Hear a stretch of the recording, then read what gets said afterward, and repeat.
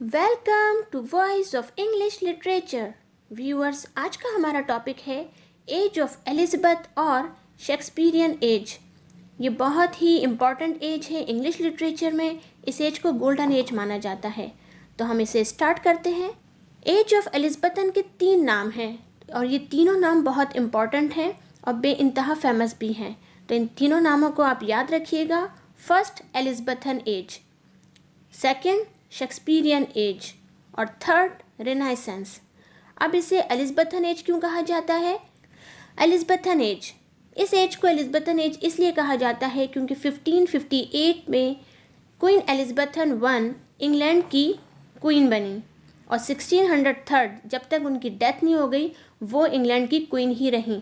तो ये एज इसलिए एलिज़ाबेथन एज कहलाती है। Second, Shakespearean as.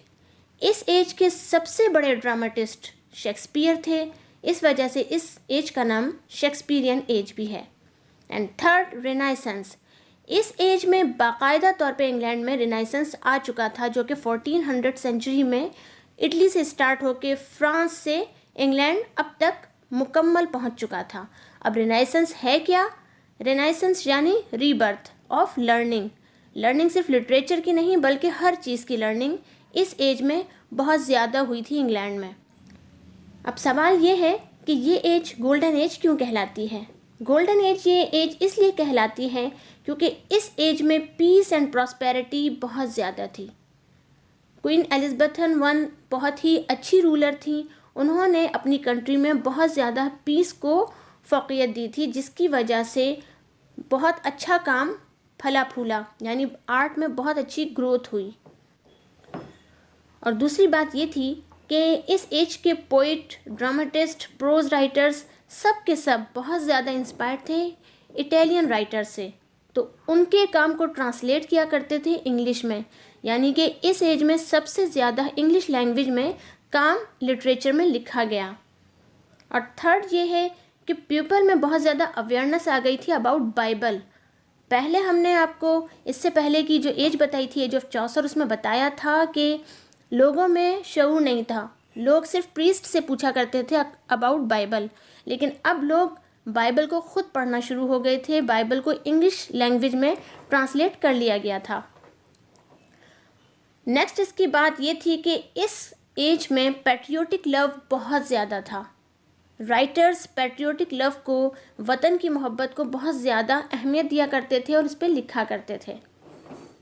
तो अब हम इसको कैटेगराइज कर लेते हैं कि इस एज में कौन कौन से लिटरेरी वर्क्स हुए और कौन कौन से राइटर्स इस एज में बहुत ज़्यादा फेमस थे। तो सबसे पहले हम देखते हैं ड्रामास।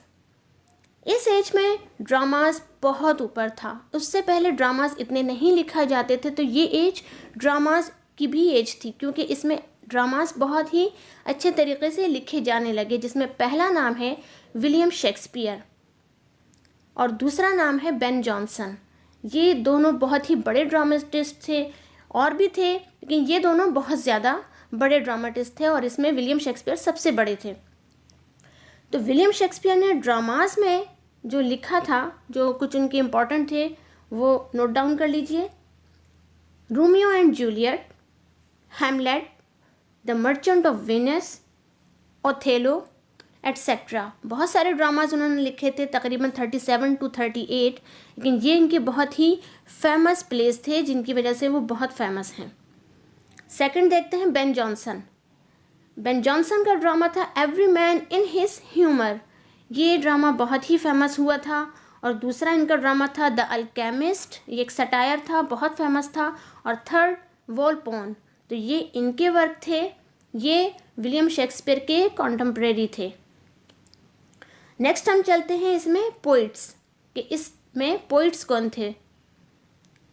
इस एज के जो बहुत फेमस पोइट्स थे वो थे एडमंड स्पेंसर।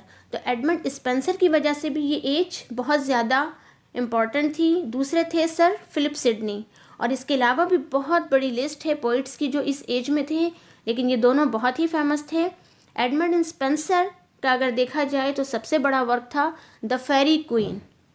सेकंड था द शेफर्ड्स कैलेंडर। तो ये दोनों इनके बहुत बड़े वर्क्स थे जो अभी तक बेइंतहा फेमस हैं। इसके अलावा हम देखते हैं प्रोज राइटिंग।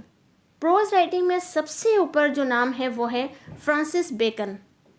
ये अपने एसेस की वजह से बहुत फेमस हैं और इसके अलावा भी बहुत सारे प्रोज राइटर्स इस एज में आए थे, लेकिन फ्रांसिस बेकन इनमें सबसे ऊपर हैं। तो यहाँ तक ये है। आगे एक और टर्म है यूनिवर्सिटी विट्स। ये कुछ राइटर्स थे जो कि इस कैटेगरी में फॉल करते थे, जो कि इसी एज में थे। अब यूनिवर्सिटी विट्स में जो राइटर्स थे, पहले हम उनके नाम देख लेते हैं, फिर उनके रीज़न देखते हैं कि वो यूनिवर्सिटी विट्स में क्यों थे। First, Christopher Marlowe. Second, John Lyly. Third, Thomas Kyd. Fourth, George Peele. Fifth, Thomas Lodge. Sixth, Thomas Nashe and seventh, Robert Greene. तो ये सातों राइटर्स यूनिवर्सिटी विट्स में आते हैं। लिटरेचर के स्टूडेंट्स होने के नाते आपको ये पता होना चाहिए कि यूनिवर्सिटी विट्स में कौन से राइटर्स फॉल करते हैं। तो अब हम बताते हैं कि यूनिवर्सिटी विट्स है क्या। ये वो राइटर्स हैं जिन्होंने 2 यूनिवर्सिटी से पढ़ा, कैम्ब्रिज और ऑक्सफोर्ड। कुछ ने दोनों से पढ़ा और कुछ ने एक एक से पढ़ा, लेकिन ये राइटर्स बहुत ही पढ़े लिखे माने जाते थे क्योंकि इन्होंने इन दोनों यूनिवर्सिटी से अपनी तालीम मुकम्मल की थी, इसलिए इन्हें यूनिवर्सिटी विट्स कहा जाता है। इनमें जो सबसे बड़ा नाम है वो है क्रिस्टोफर मार्लो। ये भी ड्रामेटिस्ट थे और इनका जो बहुत ही फेमस वर्क है वो है डॉक्टर फॉस्टस, द ज्यू ऑफ माल्टा, टेम्बरलैन। तो ये इनके बहुत ही फेमस वर्क हैं। अब बात यह है कि इन तमाम राइटर्स में सबसे ज़्यादा इम्पॉर्टेंट जो हैं वो विलियम शेक्सपियर हैं। इनके ड्रामास बहुत ज़्यादा फेमस हैं, इसलिए इस एज को शेक्सपियरियन एज कहा जाता है। गोल्डन एज हमने आपको बताया ये इसलिए है क्योंकि एलिज़ाबेथन एज में बहुत ज़्यादा पीस कायम हो गया था 2 के दरमियान। किन 2 के दरमियान? कैथोलिक्स एंड प्रोटेस्टेंट के दरमियान। और जिसका पूरा क्रेडिट क्वीन एलिज़ाबेथ I को जाता है कि उन्होंने कैथोलिक्स और प्रोटेस्टेंट के बीच में अमन कायम रखा, जिसकी वजह से हर चीज़ में बहुत ही ग्रोथ हुई। तो किसी भी कंट्री के लिए बहुत इम्पॉर्टेंट है कि उसका जो रूलर है वहाँ पे पीस कायम रखे। और जब क्वीन एलिज़ाबेथ की डेथ हुई 1603 में, तो इस एज का यहाँ पे ख़ात्मा हो गया। तो होप कि आपको एज ऑफ एलिज़ाबेथ और एज ऑफ शेक्सपियर बहुत अच्छी तरह से क्लियर हो गई होगी। वीडियो अगर पसंद आई और समझ आई तो इस वीडियो को सब्सक्राइब कीजिए, लाइक, शेयर एंड कमेंट्स कीजिए। Thank you so much.